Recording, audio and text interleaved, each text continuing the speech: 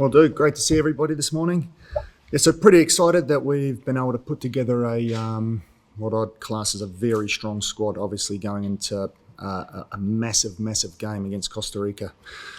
So the squad is Costa Barbarouses, Joe Bell, Michael Boxall, Liberato Cacace, Joe Champness, Francis de Vries, Matthew Garbett, Matthew Gould, Alex Grieve, Dane Ingham, Elijah Just, Nico Kerwin, Clayton Lewis, Stefan Marinovic, Callum McCowett, Timothy Payne, Nando Peinecker, Logan Rogerson, Marco Rojas, Winston Reid, Ollie Sale, Tommy Smith, Marco Stamanek, Bill Tuiloma, Ben Wayne, and Chris Wood.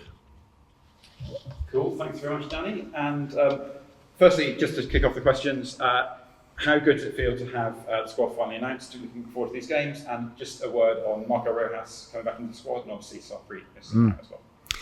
Yeah, so obviously had to make some tough decisions around the squad. Not easy. Some people that are operating at a good level have missed out. But look, I'm very happy with the squad we've got. And you look at the form that a lot of these players are in. They're in a good space in their club environments.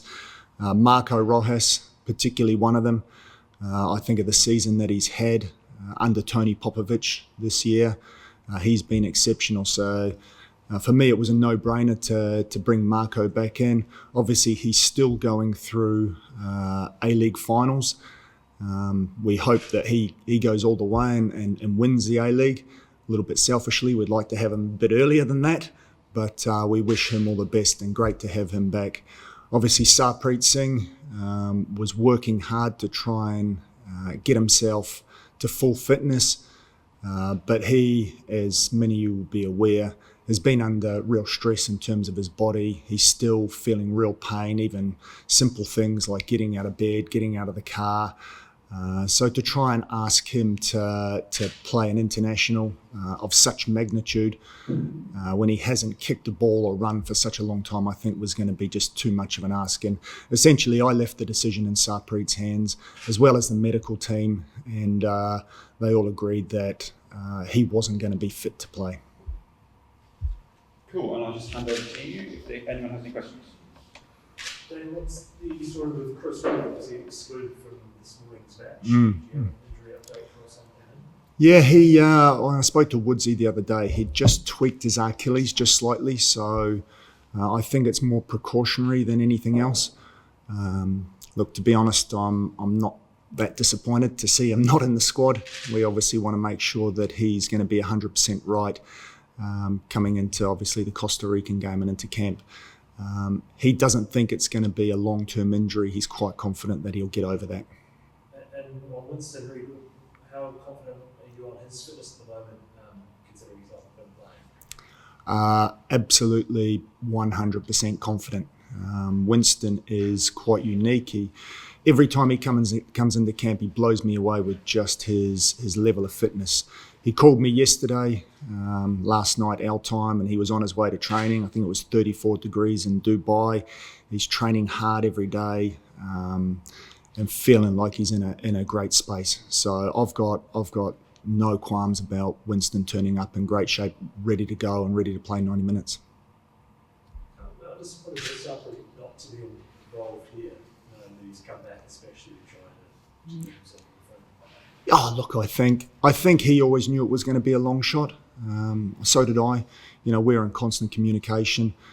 He's working hard with our world-class medical team, and we're so fortunate that we've got such a highly experienced staff in that area. But yeah, Sarpreet's obviously disappointed. He's just has his fingers crossed, I think, like most of the country, that we can do the business and then he can be there on the big show. It's obviously sort of 4 weeks till the Costa Rica game. Just in terms of that timeline and Sarpreet, you're probably happy that 4 weeks he wouldn't have been able to get ready in that time? Well, we left that in his hands and the medical staff, and they're the experts. I haven't gone through multiple years of training as a physician. those guys have. Sarpreet knows his body, and they've said that he's not going to be right. And there was, happiness at his part to make a decision now. Absolutely. Yeah, I think he's looking at it long term as well. He's going through, I guess, a really important time in his career. He's got a big decision to make and probably a big move to make very shortly. So the reality is, if he comes away with us and we try and force him to play, or he tries to force himself to play, and something goes wrong, then he probably sets himself back significantly. And if we do make the World Cup, it really could put that at jeopardy. So it just wasn't worth it. How much does your sort of experience of injury play into how you talk and work with players around this sort of things? Because firsthand, what's at stake? Yeah, absolutely. Look, I've been through that myself. Most people that would know my career know that, I had, I think it was 8 or 9 groin operations in the end, and exactly what Sarpreet is going through with his osteitis pubis. I know how painful that can be. I know how long that takes to get over as well, and how niggly it can be. So, look, I'm fully understanding. The reality is these guys are professional sportsmen. They're trying to earn a living. They've got to make good decisions that are going to benefit them long term as well. As much as we would like to look at the short term, and we know the magnitude of this game and how important it is, I think you need to take a broader picture and do what's right for the player as well. You've got 26 here, Sarpreet Singh, and Ryan Thomas is 28. Is there anyone else who's missed out, just missed out, who was really painful, or it's hard for you to actually have to make that call? Oh, look, I think there are a couple of them. I think Andre de Jong, the way he performed at the qualifiers, he was very unlucky. He's doing well in South Africa. The one thing he needs to be doing is getting regular minutes. At the moment, it's little bits and pieces. So we're trying to pick a team based on form as well, and it's just trying to marry up, I guess, the different things that we could see potentially taking place against the opposition that we're going to face, and giving ourselves a whole heap of different options. So Andre's one. Elliot Colley's been scoring goals and doing well in the States. Michael Veld is obviously making his way in Japan. Again, a player that needs to break into his first team and get regular minutes under his belt to force his way into this team. And it's certainly not a given nowadays, and I think that's a nice point we're at, that we've got some genuine depth. Just on Michael Veld, the last one. He actually also been picked alongside Ollie instead. Yep. Michael had played a few matches through his recent tour as well. I guess the reason behind that decision for the goalkeeper. Oh, look, I think most people that understand the makeup of a football squad will recognise that a number 3 goalkeeper is quite a unique position. And look, I spoke to Michael probably for about an hour last night, and him and I have a fantastic relationship, having known him since he was such a young man. But he fully understands that he's not a number 3. He's he classes himself as a 1, not even a 2. So the number 3 needs to be a really selfless individual. They need to be at times a little bit of cannon fodder if somebody like Chris Wood wants to do a little bit of finishing. They've got to be a major supporter of the other 2 goalkeepers as well, and they need to be top quality as well, because they need to be putting those 2 under a bit of pressure. And I think Matt Gould, he encapsulates all those qualities, so he's the perfect person to have in there. But Michael has got a massive future, and he knows that. I know that.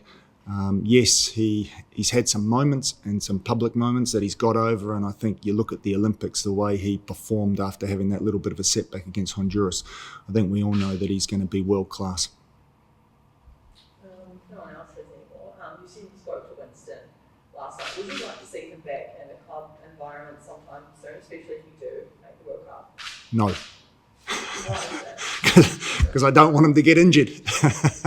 No, that's the reality. And I've had, Winnie and I have spoken at length about this. He's in a really unique position. You think he was in England at the top level for so long, has gone out on loan a couple of times, once to the States, and then obviously to Brentford as well. Yes, I think he would like to be playing, but at the same time, he's at a stage now where he's got a young family. He needs to get them settled down. They've settled in Dubai. That's not to say he won't find a club in that region, but it is difficult. But I think the reality is he's feeling really comfortable with where he's at in terms of his physical and mental prowess at the moment. And he's almost using, I guess, us, and it's nice that we've had, a lot of games over recent times, us as as his club side. And he's training hard. He's got a great group of guys that are around him over there in Dubai. So look, I'm super comfortable with it. I know he's comfortable with it at the moment. That doesn't rule out the fact that he he may find a club, particularly in this sort of European off season. So if that happens, it happens. But like I said, I'm liking the fact that he's staying injury free at the moment. And what do the next couple of weeks look like for you in the lead up to Costa Rica?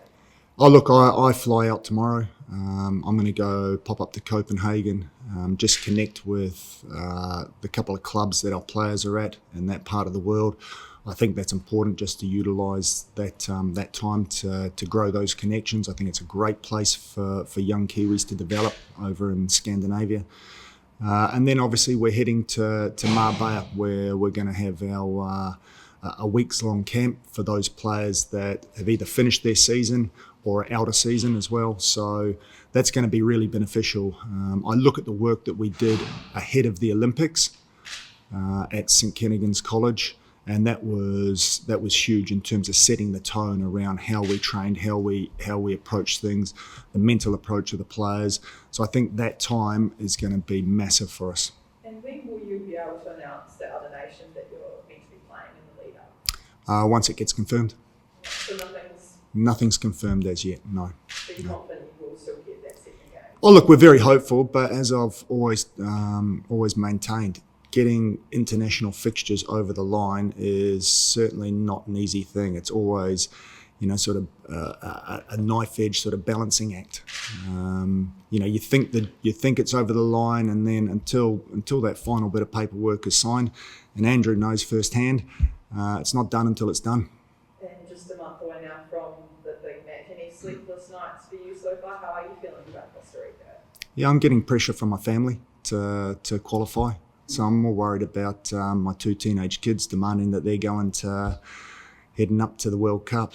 No, look, in all honesty, it's at the moment, I've just been focused on obviously watching a lot of Costa Rica, speaking to key people, and I think people are aware, like John Herdman, Anthony Hudson have been really beneficial and helpful with giving us some insights. I think we're in a good space, so I'm feeling quite comfortable at the moment. I'm just looking forward to getting into camp, working with the players, and I know that we're going to be as prepared as we possibly can be for that game.